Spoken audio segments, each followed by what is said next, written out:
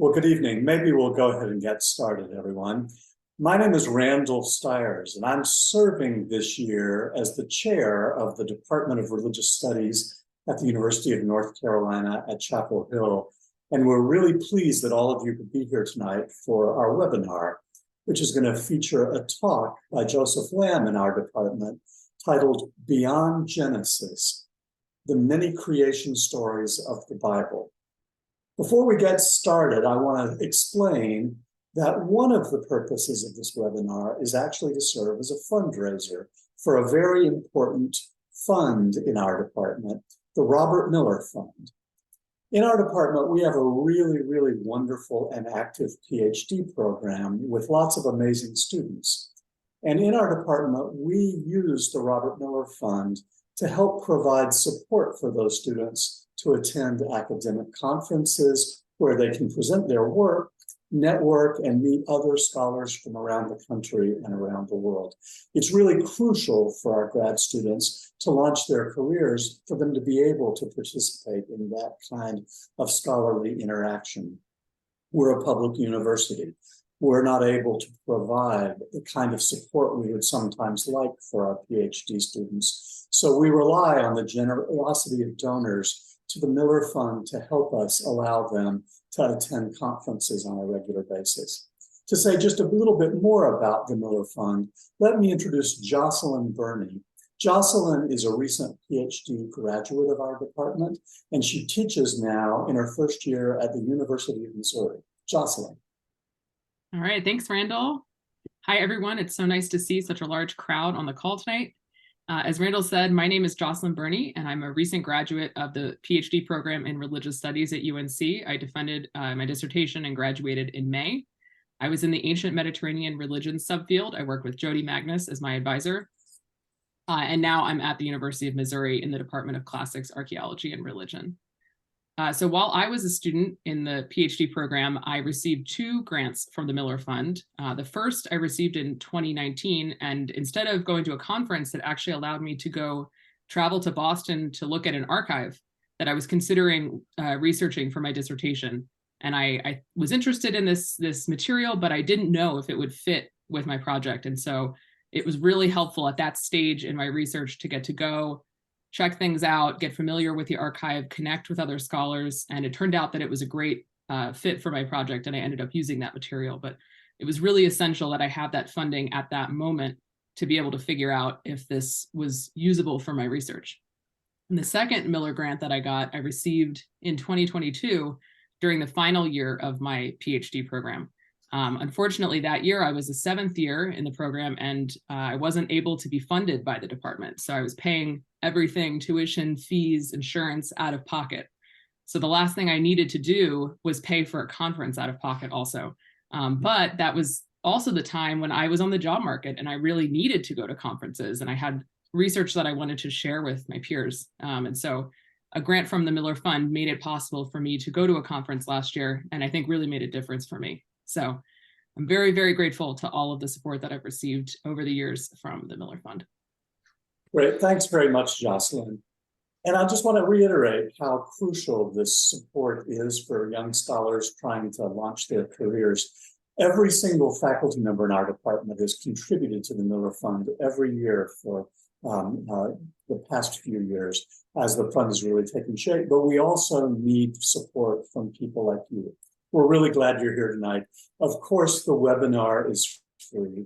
There's no required donation at all. But what we're suggesting is a donation of $20.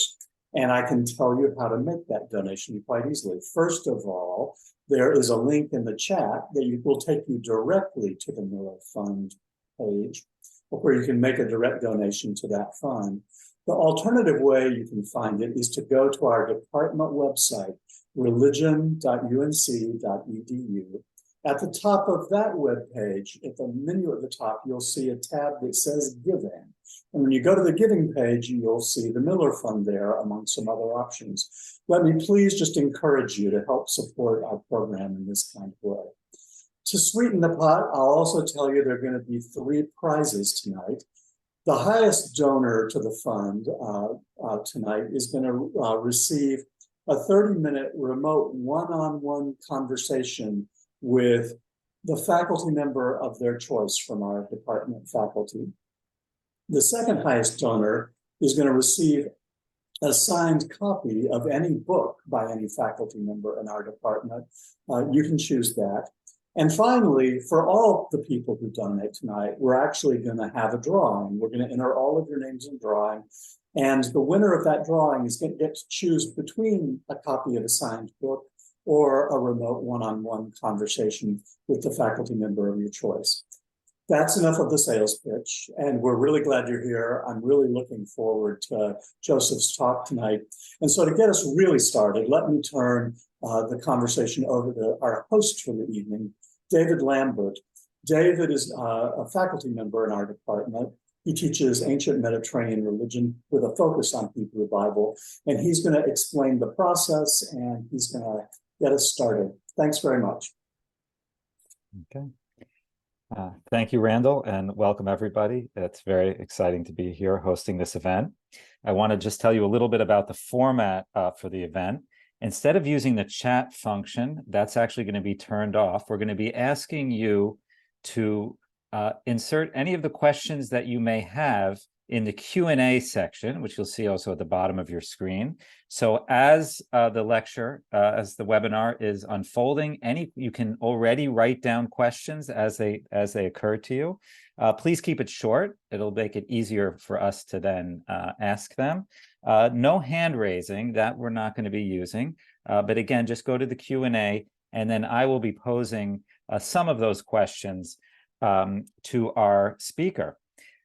Speaking of our speaker, it is my great pleasure to introduce my colleague, Professor Joseph Lamb, an associate professor of religious studies, where he teaches Hebrew Bible and also broadly ancient Near East. A recent book of his, which I've enjoyed greatly, and you might also, Patterns of Sin in the Hebrew Bible, Metaphor, Culture, and the Making of Religious Concept, comes highly recommended. But also, some of you may very well know him from his Great Courses course, very much relevant to tonight's lecture. And that course is called Creation Stories of the Ancient World, also highly recommended. So without further ado, I hand the session over to Professor Lamb. Welcome. Thank you so much. And it's great to see, well, I don't see all your faces, but I recognize some of the names among the attendees. So it's really great to be with you all tonight. Let me share my screen first.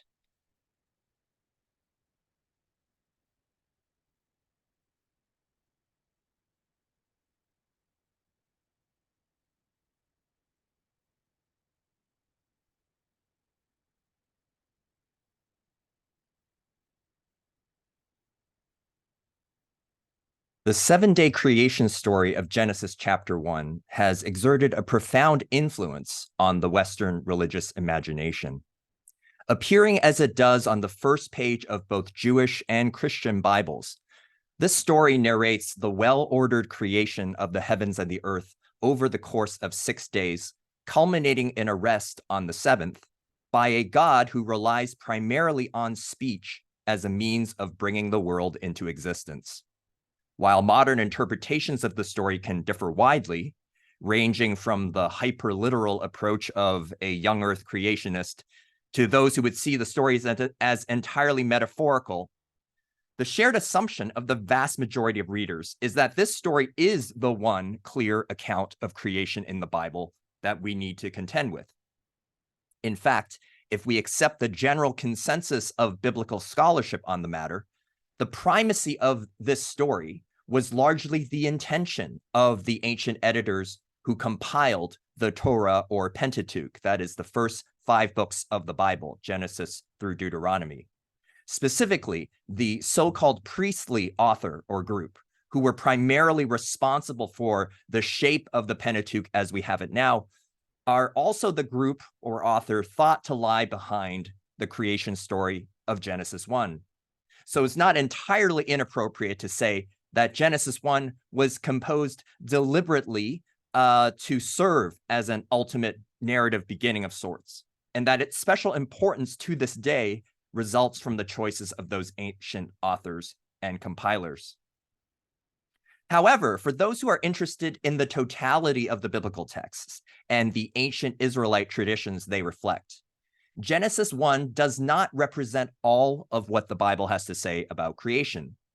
Scattered throughout other parts of the Hebrew Bible or Old Testament, particularly the book of Psalms, wisdom books like Job and Proverbs, and certain prophetic books such as Isaiah or Jeremiah, are fragments of stories that also address the theme of creation, but depart from the presentation in Genesis 1 in various ways. Sometimes the differences we see could be described as a matter of perspective or emphasis, but in certain other cases, the differences are significant enough that it really seems appropriate to speak of alternative conceptions of creation. Together, these alternative traditions or stories expand our understanding of how ancient Israelites thought about the origins of the world, a fundamental theme that is so crucial to ancient Israelite thinking in general. So in my lecture tonight, I have three main goals. First, I want to present this material, right, to highlight the most important and representative examples of these alternative creation traditions. That itself can be a challenge because of their fragmentary nature, but this is ameliorated by the fact that one can identify certain shared themes across these texts. Second, as I present the material and where it is relevant, I want to point out the existence of related conceptions of creation and concepts known from the literature and iconography of the ancient Near East to show how these biblical traditions fit within a broader cultural matrix of ideas about ultimate origins. Third, after giving you a sense of the scope of this material, I want to offer some reflections on how this might affect the way we, as modern readers, approach the topic of creation in the Bible. With these goals in mind, and in order to give some structure to my talk, I will present and discuss these biblical texts under again, three categories grouped by theme. The categories that I will use are not mutually exclusive, but are primarily to help make sense of the range of material we have. So a number of the texts contain elements of more than one of these themes, and also each theme can manifest in different ways. But hopefully by the end of this presentation, you will have a better sense of the range of ideas that are represented in these texts. Sorry. Okay, let's proceed to the first group of texts, the first theme, which is subduing the sea and other adversaries. So this first category that I want to look at involve, generally speaking, divine conflict, but specifically, these are various texts in the Bible that have the idea of God defeating the sea or some other form of adversary kind of associated with the sea at or around the time of creation. So let's take, for example, Psalm 74. So this passage, by the way, in this lecture, all my biblical passages will be presented in the new updated edition of the NRSV. And also the verse numbers are the English verse numbers. So if you, look up some of these passages in a Bible, those verse numbers will match. So this is a snippet of Psalm 74. Yet God, my King, is from of old, working salvation in the earth. You divided the sea by your might. You broke the heads of the dragons in the waters. You crushed the heads of Leviathan. You gave him as food for the creatures of the wilderness. You cut openings for springs and torrents. You dried up ever-flowing streams. Yours is the day, yours also the night. You established the luminaries and the sun. You have fixed all the bounds of the earth. You made summer and winter.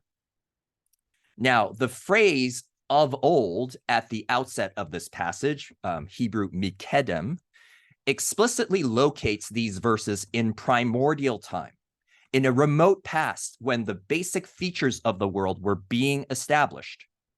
Now, the end of this passage, verses 16 and 17, yours is the day, yours also the night, you established the luminaries and so on. That describes sort of the limits of time and space that lend order to the world. So these are elements of creation that would be familiar to us. But preceding those verses and intimately bound up with them are a description of God battling with and defeating various hostile forces. While the first phrase describing the confrontation, "You divided the sea by your might," has some intriguing resonances with the dividing of the waters in Genesis 1, a point to which we'll return. The rest of the passage describes in much more explicit terms a battle between God and other adversaries aligned with the sea, namely dragons, so Hebrew Tanimim, and a multi-headed creature named Leviathan, which is mentioned several other times in the Hebrew Bible. Isaiah 27:1, where Leviathan is described as a serpent, and Job 41, as well as Psalm 104, verse 26. The following passage contains some very similar ideas. Psalm 89, verses 8 to 12.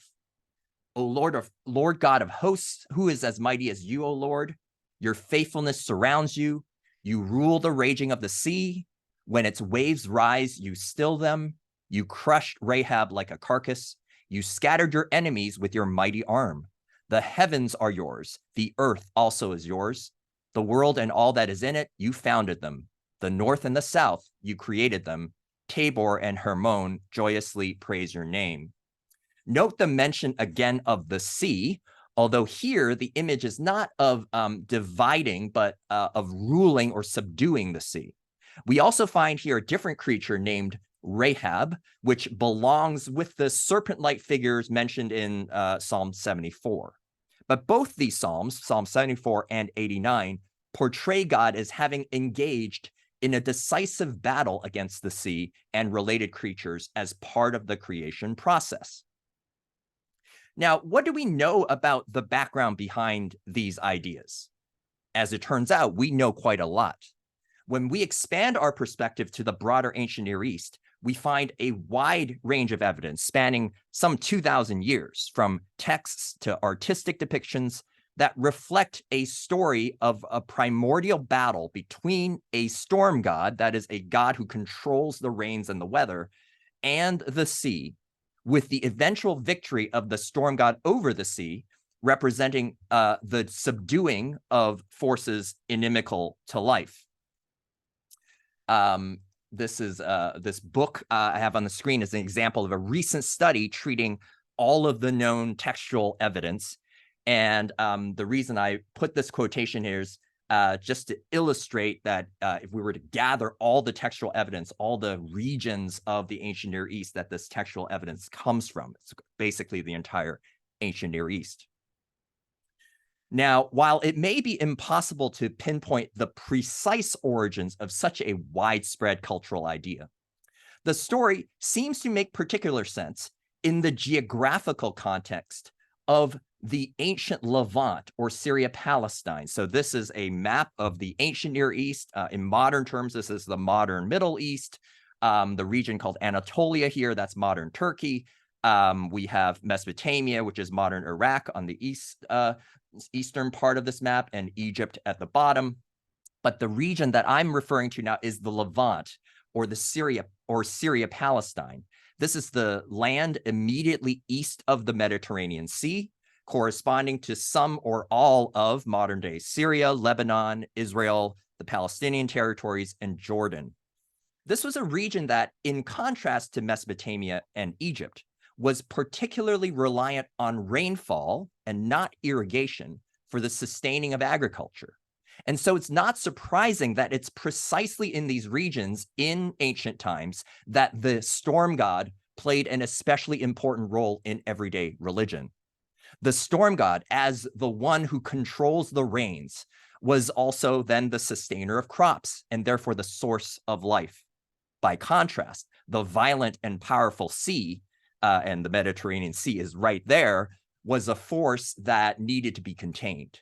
In the numerous variations of this myth, we frequently find the sea associated with rivers because rivers flow into the sea, as well as with serpents, whether thought of as a creature that lives in the sea or as symbolic of the winding shapes of the rivers themselves. In fact, I think it's probably a little bit of both in terms of the symbolism.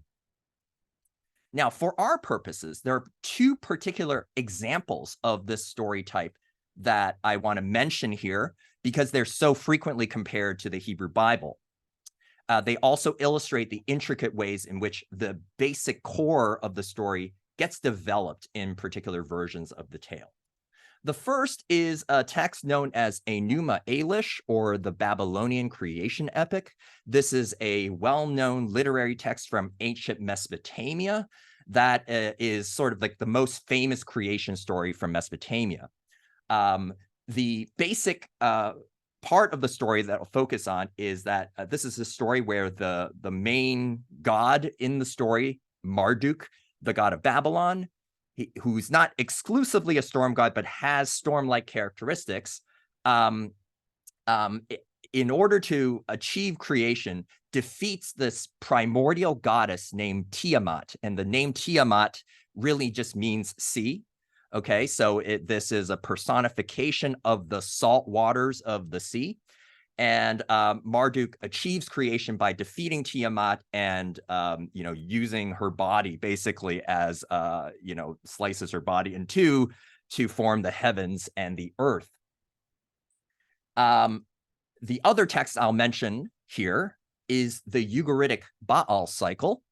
So this is a text not from Mesopotamia, but from a site, the ancient site of Ugarit, which is on the Mediterranean coast of Syria.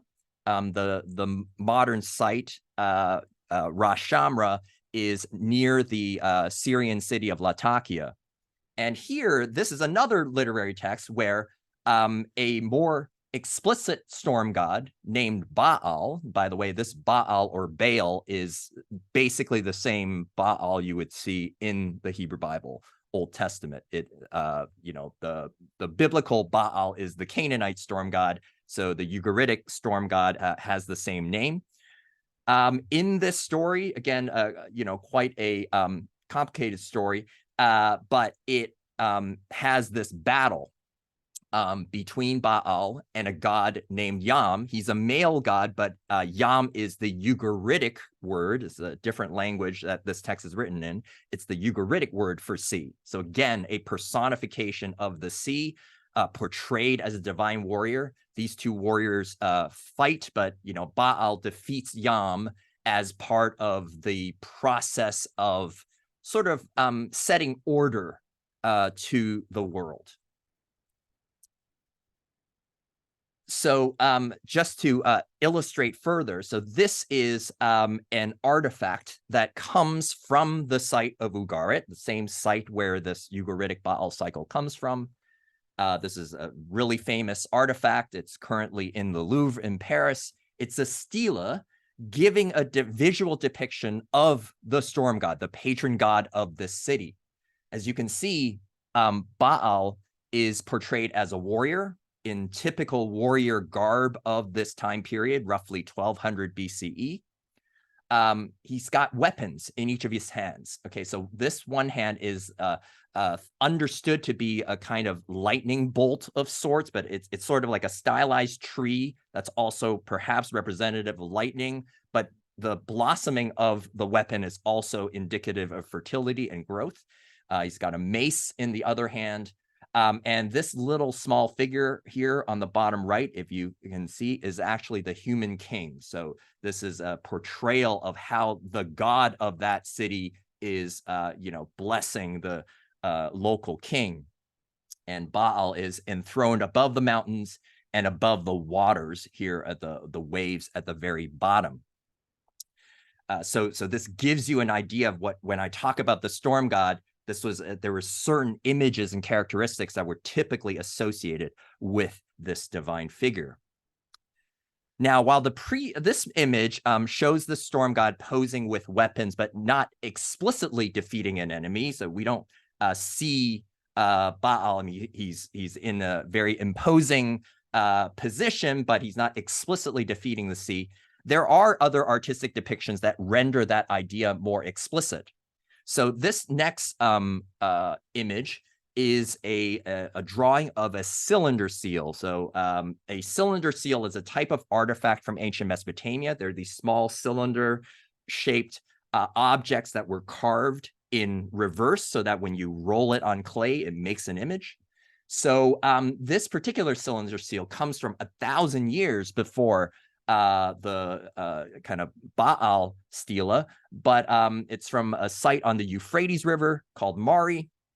And here, nonetheless, if you look at this figure in the left side of this image here, this is a very similar warrior type figure, similar headdress, again, 1,000 years earlier, but also a weapon. And it looks like he is using this weapon to attack or defeat what look like waters flowing out from under kind of these mountains, and there are these creatures where the waters flow out, perhaps serpent-like figures, and another divine figure seated.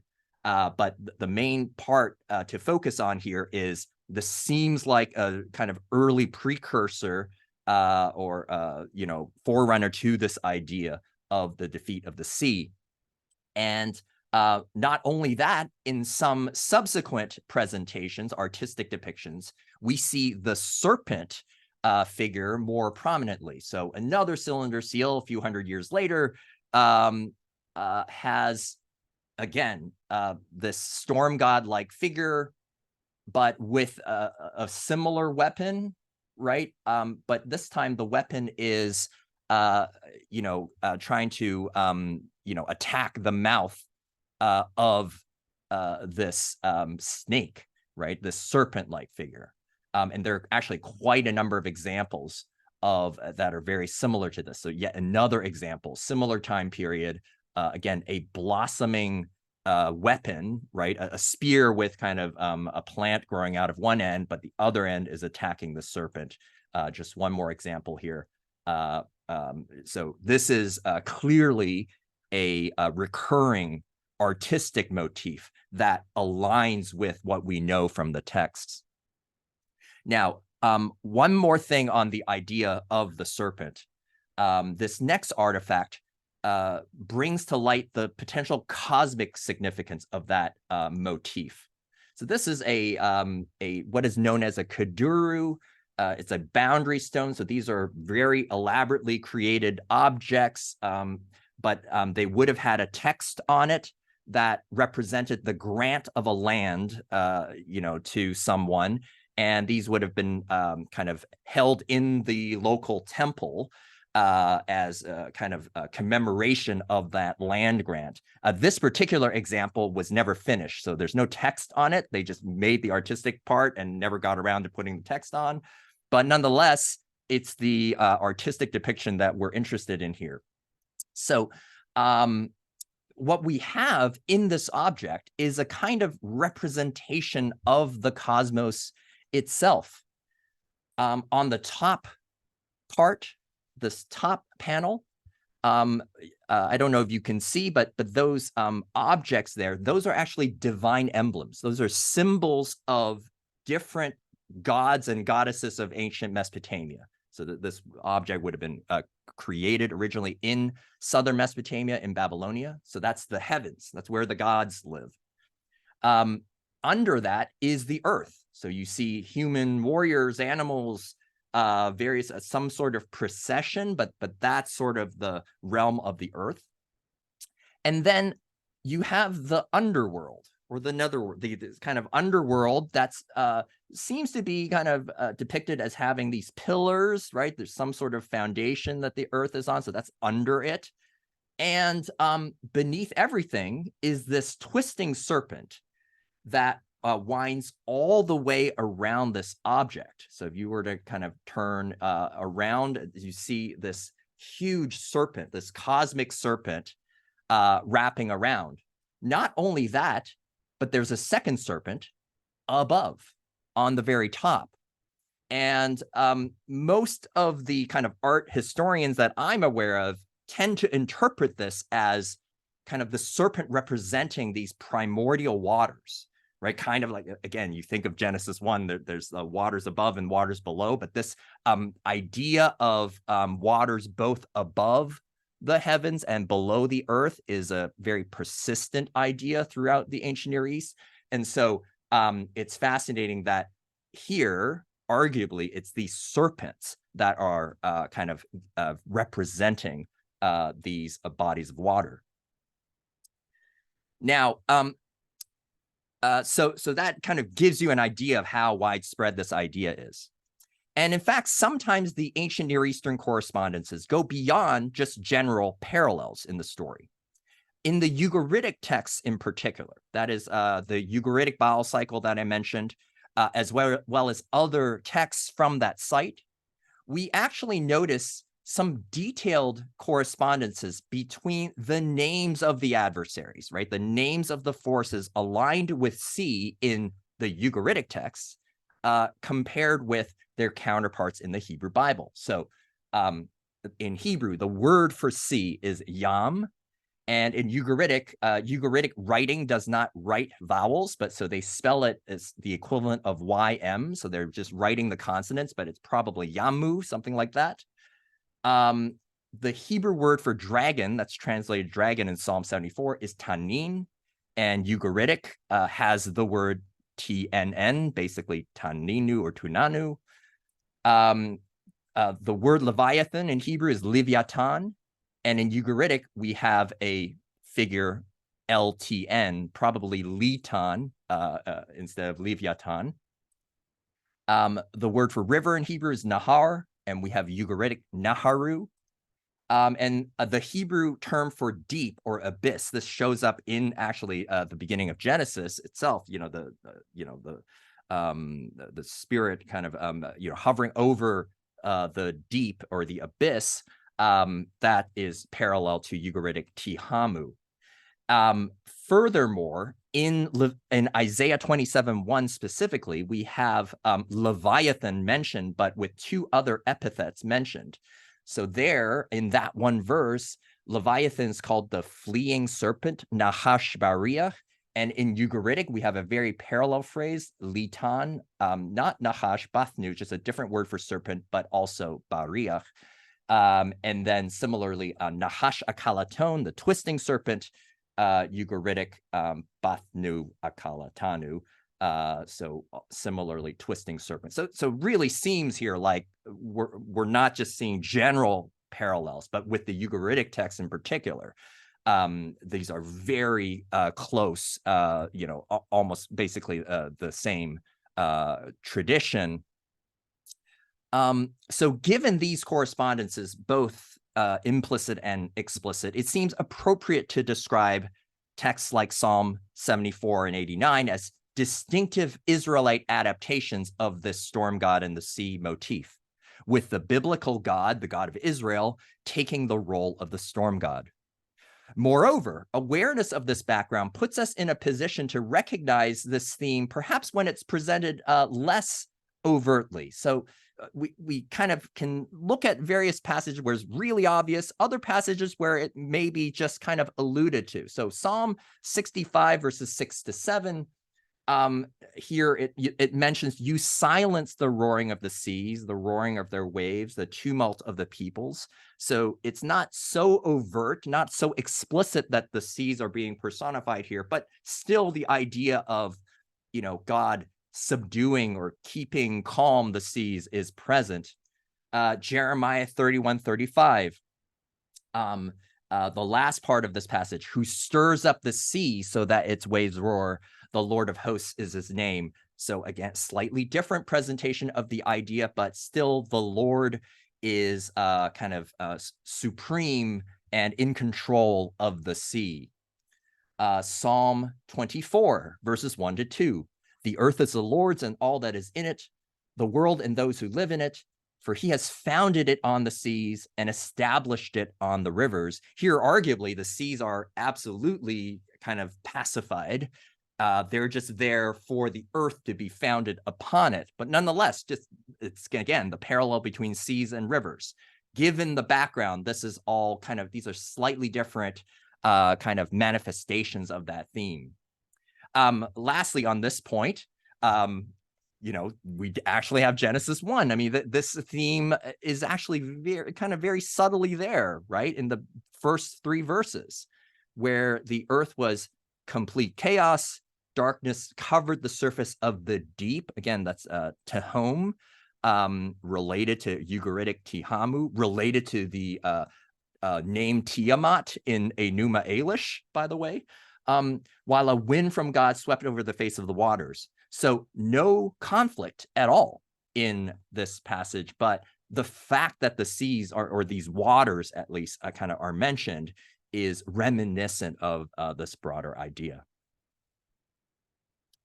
Okay, let us turn to the second category of themes, which are texts involving building imagery, that is architectural language and metaphors for describing creation. Here, I want to kind of quickly return to this kuduru that I mentioned, a fascinating artifact, and point out again the foundations, right? That the earth is portrayed as being kind of some physical building platform that's on these pillars or foundations that go deep into the ground, founded on the waters, founded on the seas. Now, I do have to say, though, that in texts from ancient Mesopotamia, so apart from this object, which is a very distinctive object, in most of the texts from ancient Mesopotamia and elsewhere in the ancient Near East, we don't have as many instances of creation described as a building as we might think. More typical is the idea of the construction of a temple as the culminating act of creation. So more common is the idea of a god creating the heavens and the earth, and then building a temple to kind of mark the completion of that task. So in the text Enuma Elish, the Babylonian creation epic mentioned earlier, after Marduk defeats Tiamat and establishes the structures of the physical world, the gods together build a temple called the Esagila, which is Marduk's temple in the city of Babylon. Similarly, in the Ugaritic Baal cycle, the major kind of theme following Baal's defeat of Yam is Baal's desire for a palace, for his own palace, which is eventually built and commemorated by a lavish feast. So that's more of the typical kind of picture we get, creation, then temple building. By contrast, though, in the Hebrew Bible, we quite often have creation itself described in terms of building construction. One common expression is that of God stretching out the heavens and laying the foundations of the earth. So a couple of examples here. Isaiah 51:13, who stretched out the heavens and laid the foundations of the earth. Zechariah 12:1, who stretched out the heavens and founded the earth. This phrasing could imply, I believe, the image of a tent. That is, you stretch out the canopy on top and you put down like the tent pegs or whatever the foundations are. And by the way, this idea of the earth resting on some set of foundations or on pillars, pegs of some kind, appears to be a common way of describing the physical structure of the world in the Bible. So, for instance, the foundations of the earth are, sometimes we read phrases in the Bible where the foundations of the earth are shaken when there's some sort of calamity or when there's injustice in the world. Psalm 82 verse 5 is one example. Or when, by contrast, when the world is firmly established and unmovable, that's an indication of equity and justice, Psalm 96:10. Now, to these examples might be added those texts that also speak of Israel's God performing creation with his hands. So Psalm 95:5, the sea is his, for he made it, and the dry land which his hands have formed. Isaiah 45:12, it was my hands that stretched out the heavens. And then really interesting text, Isaiah 66:1-2. Heaven is my throne and the earth is my footstool. So this is imagining the entire heavens and the earth as a palace or temple, right? That's where a throne is located, where a king would rule. But the entire heavens and the earth are the throne. What kind of house could you build for me? All these things my hand has made. So a very lofty, poetic description. There are two other texts that develop this idea of creation as building in interesting ways, particularly in how they relate it to the motif of the sea mentioned earlier. So the first is Psalm 104, where we see the building theme prominently here. You stretch out the heavens like a tent. You set the beams of your chambers on the water. So a little more detail. It's not just that idiomatic phrase. We picture beams of chambers. The earth is set on its foundation, so it will never be shaken. Really interesting is how the passage continues, because it does mention the sea again, but in a different way than we've seen so far. You cover it, that is the earth, right? That was just mentioned in the previous verse, with the deep, the tehom, this primordial waters, as with a garment. So I guess the image is of God placing the waters on top of the earth. The waters stood above the mountains, but then at God's rebuke, they flee. And these rivers then run down the mountains to the valleys, to the places where God originally ordained them to be. So it's this very kind of dynamic image of the primordial waters first overwhelming the earth, but then flowing down and ending up to the places they belong. The second example is from the book of Job.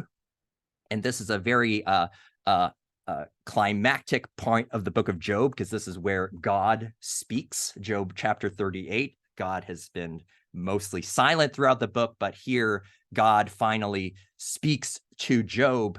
And as part of his speech, very beginning, he says to Job, "Where were you when I laid the foundation of the earth? Who determined its measurements? Who stretched the line upon it? On what were its bases sunk, or who laid its cornerstone?" It's again very explicit kind of architectural language. But again, this passage then talks about the sea in yet another different way. So the following verses read like this: "Or who shut in the sea with doors when it burst out from the womb?" Now, these are rhetorical questions. So God is sort of saying here, it was I who did this. So who shut in the sea when it burst out from the womb? So the sea is portrayed as an infant being born and just kind of birthed, right? And then God made the clouds its garment and thick darkness its swaddling band, and already prescribed bounds for it, and so on. So really different but fascinating way of portraying the sea. So Psalm 104 and Job 38, I mean, they're both use very different imagery for sea, but what unites them is the presumption that the sea is not a threat at all. So that's ultimately kind of the point of a lot of these, a lot of this language and a lot of these snippets of stories. It's that the sea is subdued. So within the building metaphor, both of these examples, God is sort of the builder, right, is entirely in control. And so all of the world's forces, including the primordial waters, are seen as having a defined place in that order. The third and final group or category of themes I want to look at is frankly sort of a catch-all for a number of examples that don't really fit the first two groups, but they do share the fact that what is distinct about them concerns something unique about how the creator God is portrayed or imagined. So for the purposes of today's lecture, I'd like to focus on just two examples. The first is Proverbs chapter 8, a famous passage in which wisdom, the Hebrew word chokhmah, is personified as a female figure, Lady Wisdom. In the section that I want to focus on, this Lady Wisdom emerges as something of a semi-divine or even divine counterpart to the Lord that was present at creation and had an intimate role in it. The description of creation here draws from language and motifs that we have already seen, from the sort of limits placed on the waters to the idea of building. right? So we have in the following text, marked out the foundations of the earth so the waters might not transgress his command.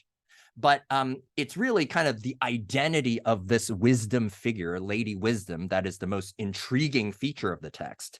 Now, this question has been much discussed in the history of biblical interpretation, leading to various theological speculations. For our, discussion now, I will just point out that we do have other examples from the literature of the ancient Near East, from Egypt to Mesopotamia to even pre-Islamic Arabia, of abstract qualities like wisdom or intelligence or word being personified and rendered as a divine being. So the description of wisdom here would seem to at least relate to that tradition where Lady Wisdom is personified and then it accompanies the Lord, kind of like a master worker. Now, here one must also mention that the way that in some later texts, in Greek texts, the divine logos, the Greek word for word, is related to creation, particularly in the writings of both Philo of Alexandria and the prologue to the Gospel of John in the New Testament. Now, the next and final example or group of examples that I'll talk about come again from the book of Isaiah, specifically chapters 40 through 48, in which there are a series of statements that seem to subtly challenge the portrayal of God in Genesis 1. Now, these texts were first observed by a scholar named Moshe Weinfeld several decades ago. What's particularly interesting is how these Isaiah passages that I'll show utilize key terms from Genesis 1. So take Isaiah 45, verses 18 to 19. And in the red here on the slide, I've given kind of just the Hebrew of some key words or phrases. So thus says the Lord who created the heavens, Borei Hashamayim. He formed the earth, Haaretz, and he did not create it a chaos. Okay, he did not create it, lo bara'ah, a chaos, tohu. And that I did not speak in secret in a land of darkness. So that seems to be the assertion in this text. But if we compare this to Genesis 1 through 3, we not only find quite extensive, word for word correspondences, right, in the Hebrew, like in the span of a couple verses, God began to create, bara, it's the same verb, create, the heavens, the earth, hashamayim, haaretz, complete chaos, tohu vavohu, versus tohu in Isaiah 45, and darkness. The argument here would be that Isaiah seems to be kind of making the assertion that the world wasn't a chaos at the beginning, and God did not speak from darkness, but that there may be kind of a different way of conceptualizing, perhaps a more lofty way. So the world was never in a state of chaos. Another example of this, Isaiah 45, again, but verses 6 through 7. The second line here, I form light and create darkness. Light is or, create, again, same verb, borei, and darkness, hoshech. So again, the assertion is that God creates light, but also creates darkness.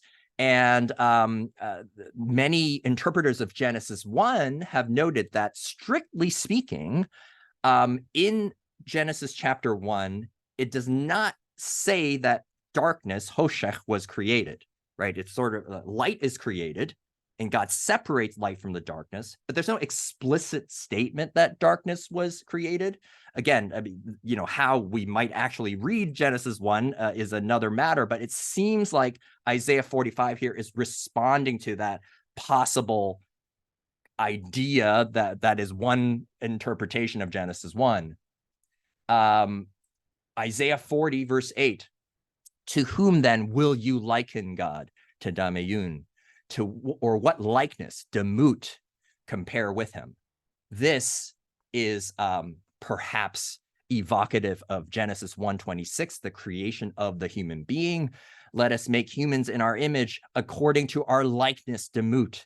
So is Isaiah 40 saying there's nothing like God. Not even humans are truly like God. What likeness can one compare with him? Again, the verbal correspondence there. And the last example of this, Isaiah 44, verse 24, I am the Lord who made all things, who alone stretched out the heavens, who by myself spread out the earth. The argument of Weinfeld is that this is perhaps a response, a possible correction to the idea that there were other beings along with God when God created humans, because there it is the first person plural in the Hebrew. Let us make humans in our image. There's all different types of interpretations one could apply there. But one interpretation is that God was in a heavenly council with other maybe angelic beings or other divine beings in God's presence, or lesser divine beings. And in Isaiah 44, the claim is the Lord was alone. There's no one else. God alone stretched out the heavens and spread out the earth by himself. So I began this lecture by drawing a contrast between Genesis 1 and the other creation traditions found in the Hebrew Bible. And we just, in a very whirlwind overview, have not felt like I've done full justice to the material, but hopefully it gives you a sense of what's there. Now, I drew this contrast, but perhaps you've begun to discern as I've progressed through these examples that to speak of contrasting or alternative traditions does not mean that they're unrelated traditions. So although there are important distinctions that one can draw between these various texts, we can still observe a number of recurring motifs, symbols, and images, from water, the role of water, to the concrete image of constructing creation, to the involvement of God in the creation process. But it's precisely in the different ways that the same symbol is portrayed. How is the sea portrayed? What type of building is it? That we can appreciate the distinct views that these texts represent. What emerges is a kind of conversation among texts that contain a set of shared symbols, but offer different ways of imagining creation. After all, the texts of the Hebrew Bible do, in one sense, represent the collected literary traditions of ancient Israel. And whether or not the individual authors of these texts we've looked at today were consciously responding to the others, we can still understand them as constituting a sort of chorus of voices that together explore in an imaginative way the nature and bounds of the divine process of creation. Thank you.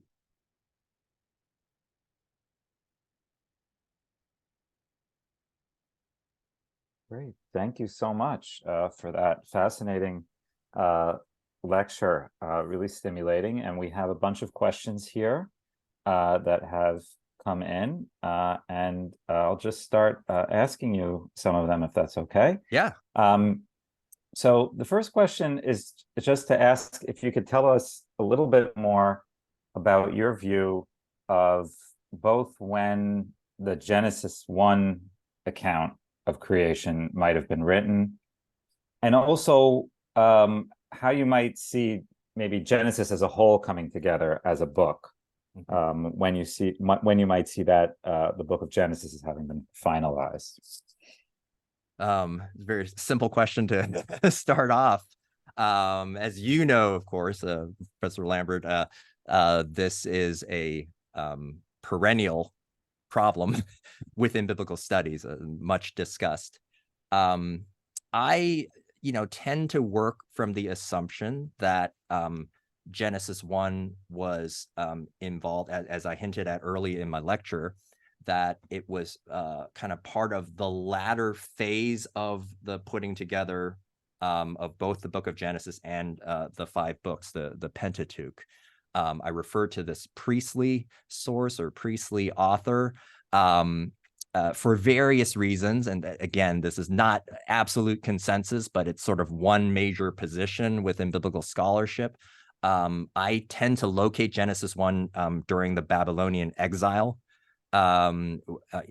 partly because so the Babylonian exile sort of with the destruction of the Jerusalem temple 586 BCE, the exile of Judeans from Jerusalem and other parts of Judea into Babylonia, in that subsequent phase when Judeans now were brought directly into contact with Mesopotamian traditions like Enuma Elish. So I think that Genesis 1, by the virtue of the fact we do see some very intriguing connections between that and Enuma Elish, that it's possible to think about it as a kind of Israelite response, or kind of version of a creation story. I'm not absolutely committed to that, but I sort of see that. And then the book of Genesis in general, many biblical books are these very complex gatherings of traditions. So scholars note that within the book of Genesis we have sub groups of texts, right? With Genesis 1 to 11 is the primeval history.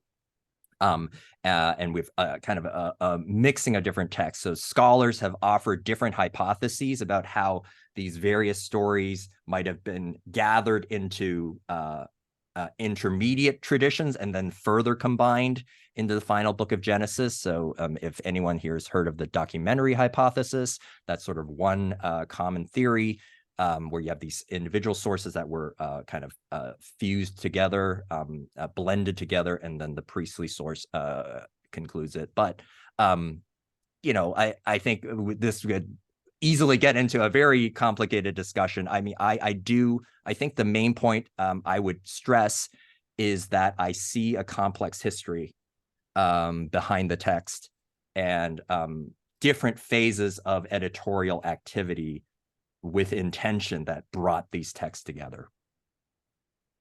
Great, thank you. Well, another question, again about Genesis 1. Do you think there's a sense of a complete negation of any sense of creation ex nihilo? And I'm sure you know what that means. Maybe you can tell us a little bit about that. Is there a sense rather of there being something that pre-existed creation? And how would you come out on the, given your expertise as well, not just in the ancient Near East, but also in linguistic issues in Semitic languages? Could you tell us a little bit about your understanding of the very first verse of the Hebrew Bible? Right. Yeah. Often translated "in the beginning"? Would you agree with that translation, or what are your thoughts on that? Great question.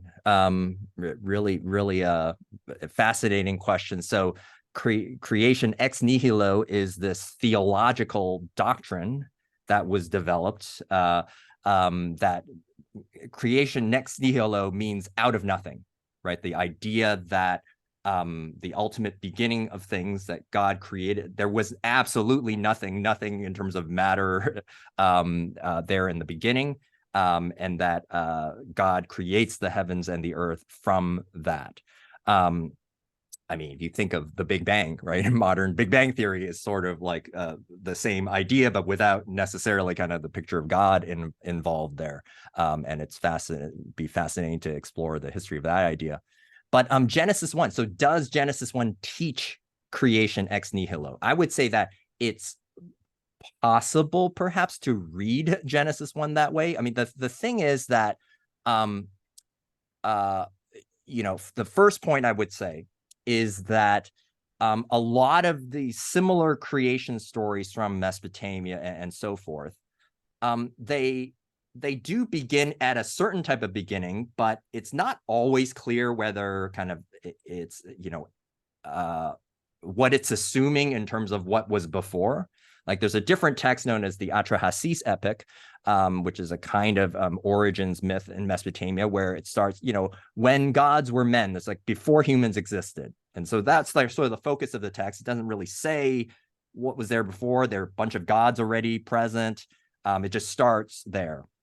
So all this kind of, the first caveat is you can always push it back, one further stage to say, like, there really was nothing at some earlier point, and that this, is subsequent to that. Now, having said that, verse 1, you might notice in the translation that I put on the screen of Genesis 1, that it's translated as this dependent clause. When God began to create the heavens and the earth, the earth was formless and void. So there is a linguistic debate between translators who would translate this as this sort of dependent temporal clause, which in that case, if we do it that way, it would be saying that the earth as formless and empty and all those statements are the original state imagined by Genesis 1. So I think that's how that interpretation leads. So if we read it that way, then the entirety of verses 1 and 2 basically would be describing the initial state. Whereas other scholars want to translate the entirety of verse 1 as a standalone sentence. In the beginning, God created the heavens and the earth, period. And everything rests on how essentially you read like the first couple words, right? It's Bereshit bara Elohim. And Bereshit,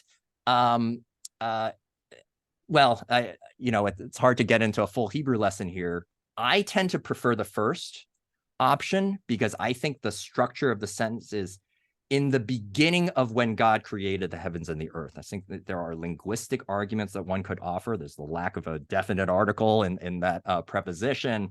Just we have other phrases that kind of would make sense of this as a temporal clause. And the other bit of evidence that I would point to here is that other Mesopotamian creation myths, Enuma Elish, starts, when the heavens above had not been named and the earth beneath had not been called by name. They all start with this kind of temporal clause, when such and such a state occurred. So for all those reasons, I would tend to favor that temporal clause interpretation. But of course, I don't think that in the end necessarily absolutely rules out creation ex nihilo as a theological doctrine, because you can always kind of construct kind of a further stage before it. Okay, great, thank you. So a different kind of question here. There certainly was a belief at some point in human history regarding the flatness of the earth. I understand that there are still some flat earthers, and I'm wondering if you could compare this model, which I guess might be seen in some ways as kind of traditional model or older model, to the model that we actually have in the Hebrew Bible. I mean, would they have seen the earth as flat? Yeah, what kind of comparison spatially? Right. Yeah, that's a really fascinating question. It relates somewhat to kind of some of the building, images I talked about. So, I mean, my first thought is that the flat part would be similar, but that doesn't fully capture the cosmological structure that's imagined, right? So really the basic elements of the world across many of these ancient Near Eastern cultures is you have waters above, right? Some sort of dome. So the sky is almost like this transparent dome with holes in it that the rain comes down. So you have waters above because, it rains sometimes, right? That's how the rains come down. And you also have waters below. You have waters kind of under the earth. Perhaps the earth is in different texts. Again, it's not the same. It's not uniform in all textual descriptions. Sometimes it's sort of this disc that maybe floats on the water. Sometimes you have these foundations that go deep into the water. But again, the fact that if you dig a well, you can get water, like there's water under the earth. So there's this idea of an underground ocean, right? That is there. That's fresh water. And then you have salt waters around the edges, because that's where the seas are. And that also evokes this image of the serpent kind of going around.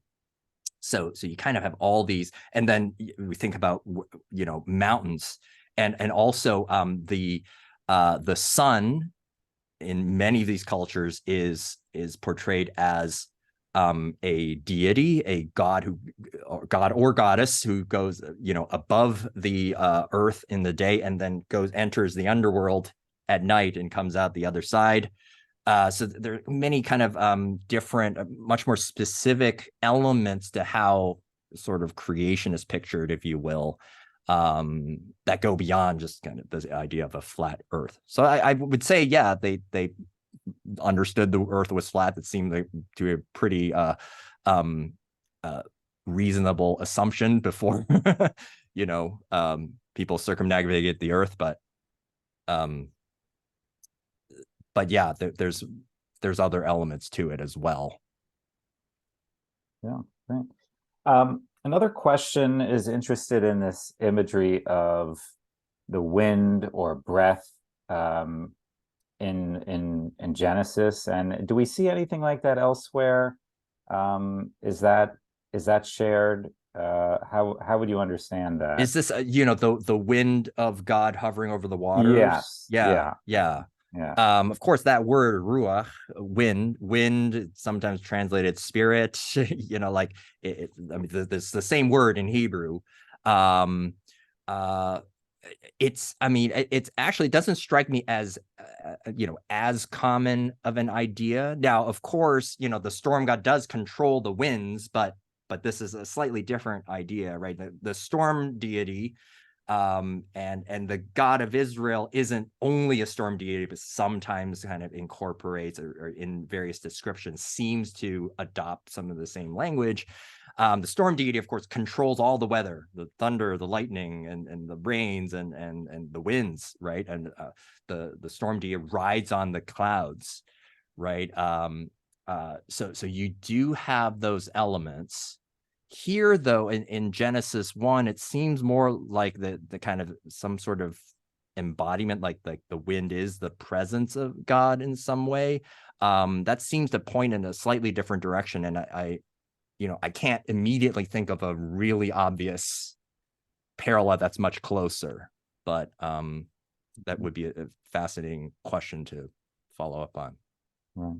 Now, as a general issue, I think a lot of people, of course, come to passages such as these with certain kinds of perspectives familiar from later Christianity, later Christian beliefs.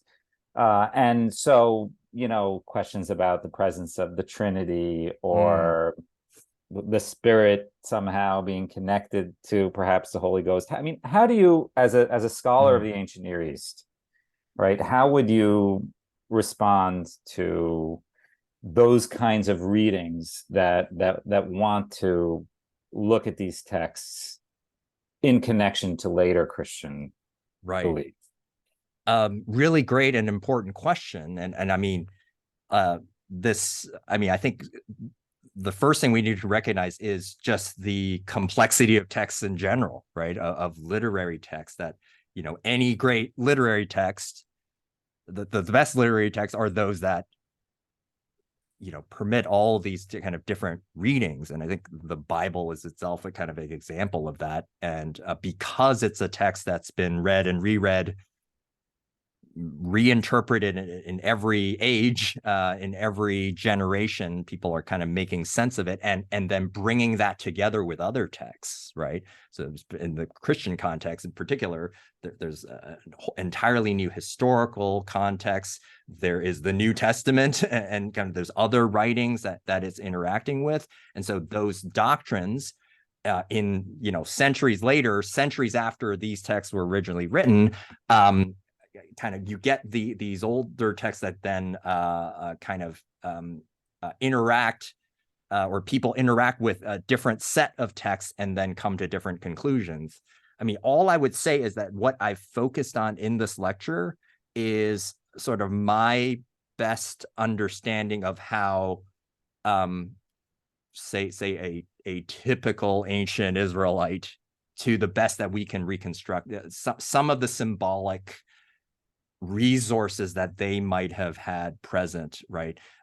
So it's always a somewhat tenuous procedure, but I think, oftentimes for people who are maybe accustomed to later Christian interpretations of some of these images. So it's not my place to rule out those interpretations. This is not kind of a matter of me saying what a text has to mean. But when we're focused, when we ask the question, like, what's the best answer to how we might imagine the likely resonances of these texts in their ancient Near Eastern context, I think it's in these kind of directions that I've talked about today that I would point. Great, thank you. Also, there's a question here about water specifically. And does it seem like water is always pre-existent? Are there any traditions that suggest that water itself is ever created? I mean, first thought, it does seem like more often than not, like mostly water is pre-existent. So it's very explicit in Enuma Elish. So that Mesopotamian text I talk about, the very beginning, you have Tiamat, which is this female goddess of salt waters, and her husband, the male counterpart, Apsu, which is the fresh waters. So at the beginning, it's just this mix of fresh waters and salt waters. There's two primordial deities, and that's the beginning state of things. So the waters there exist. In many, the majority of other kind of similar kinds of creation traditions, waters, you don't really get a saying like, the waters are created, a God creates the waters. It actually, the question is actually an interesting one. It brings the observation that I can't really think of a really clear example of waters being explicitly created. Perhaps it has to do with the way matter is sort of imagined, that there's kind of already something pre-existent that gets formed, and the waters sort of represent that. Okay, yeah, great, thank you. There's also a question, if you could just tell us a little bit more about specifically Rahab, and which I think you touched on, and its relationship to other creation myths about figures. So there was that part, that slide where I gave all those correspondences. So Rahab actually doesn't have a correspondence in Ugaritic. That word Rahav is actually like the one name that doesn't really have a clear correspondence with say the Ugaritic text. But what's clear is it seems like there's all these different names, whether they're all different names for the same creature, Leviathan, Tanin, word dragon, Rahab, or whether they are kind of related monsters. They're all like one big team of monsters. Like in a lot of these texts, because they're poetic, in the Hebrew text, just like the Ugaritic text, you'll kind of get like a list, like Leviathan is defeated, Tanin is, defeated, and so on. It kind of lists two or three of them in any given context. And what we get in the poetry is just that they're all kind of described in different kind of serpentine forms. Sometimes they have many heads. They're described as sort of inhabiting the sea. We wish we had a much more detailed description of them, but they're all kind of these little poetic fragments. And so the most we can say is that they seem to be aligned, living in the sea, various creatures, and whether in any given instance they are all different names for the same creature or slightly different creatures, maybe not even, it might have been a bit of both, like different ancient authors might have thought about it differently. Great, thank you. Another question here about the relationship between YHWH and Baal or Baal, and to what extent this relates to their being kind of rival storm gods. Yeah. Yeah. So this is, of course, referring to the God of Israel, who actually in the Hebrew Bible has a name, right? So YHWH are the consonants of that name. The pronunciation, the exact ancient pronunciation wasn't kind of preserved, but this is what's translated the Lord in all caps. So you see in your English translations, the Lord, that's translating the name of Israel's God, right? Just like every other god of other nations had a name, so Israel's God had a name. And some of what I've presented would kind of be, you could bring in as say evidence to say that there are a number of portrayals throughout the Hebrew Bible, many others that I haven't talked about because they weren't explicitly about creation, where the Lord, Israel's God, is a type of storm god.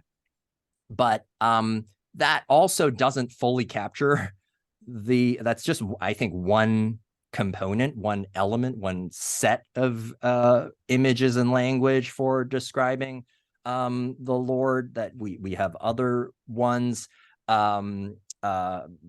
Particular, a lot of scholars point to a parallel with a different Canaanite deity named El, who's kind of more of an older generation of God, who's the head of the pantheon and enthroned.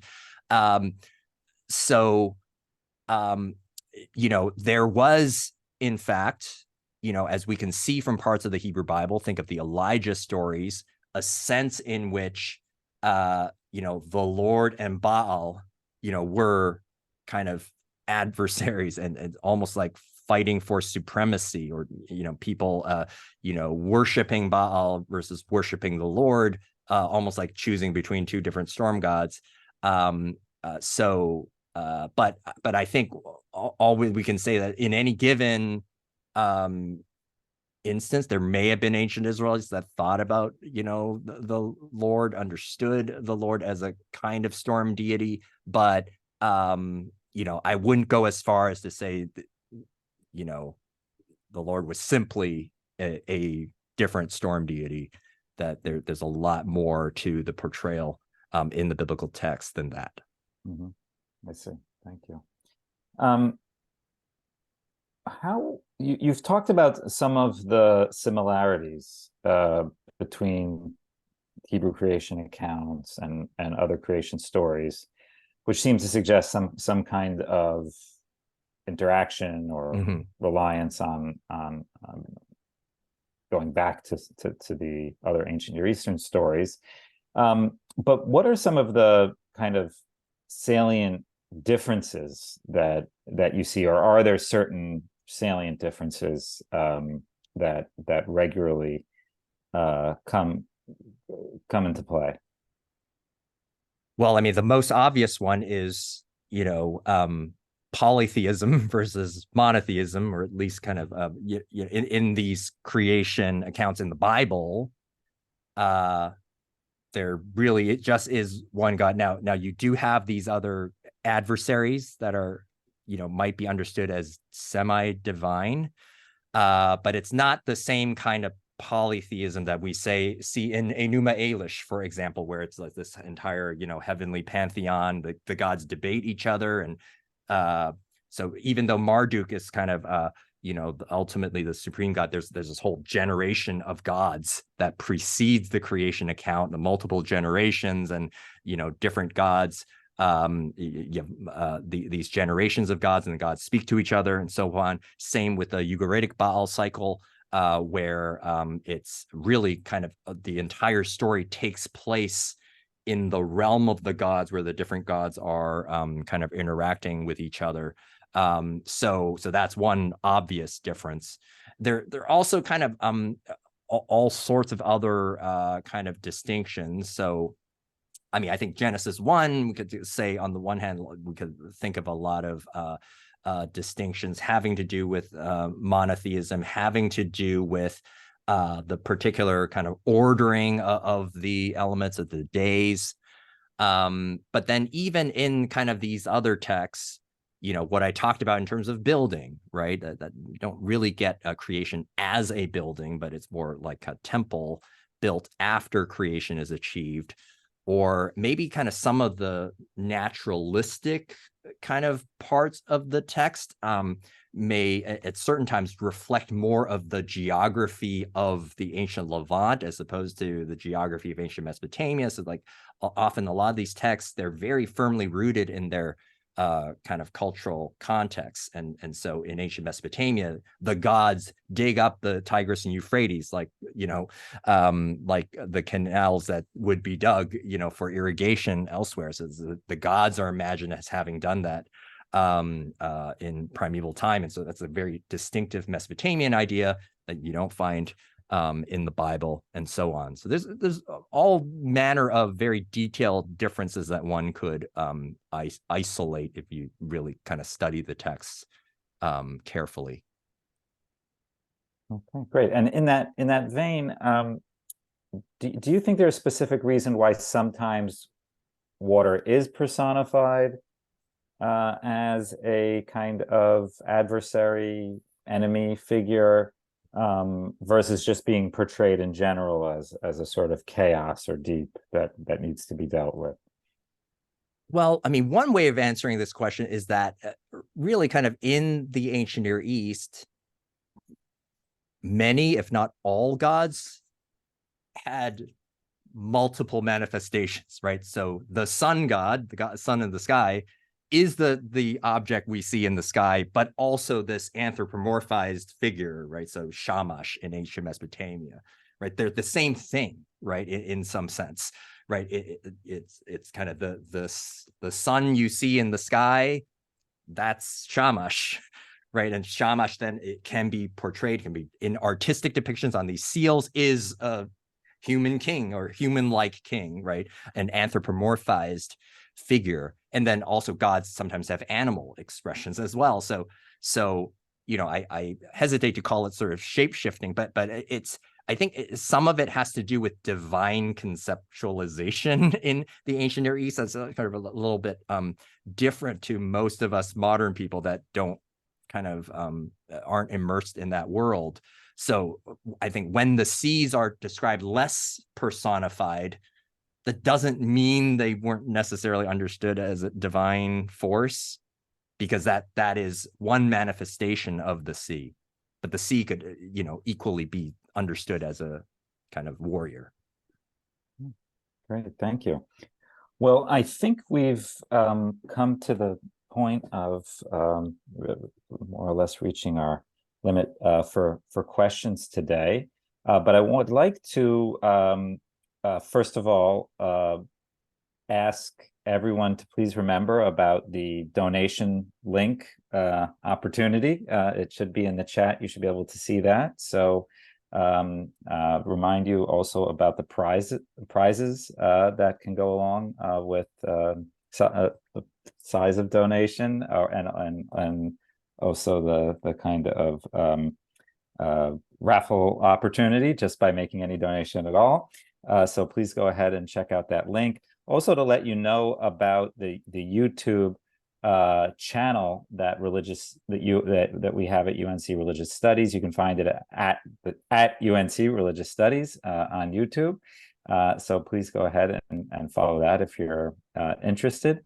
And I just want to please join me in thanking Professor Lamb for a really stimulating lecture and for taking time with all of our questions. Thank you. Thank you all. It's great being with you.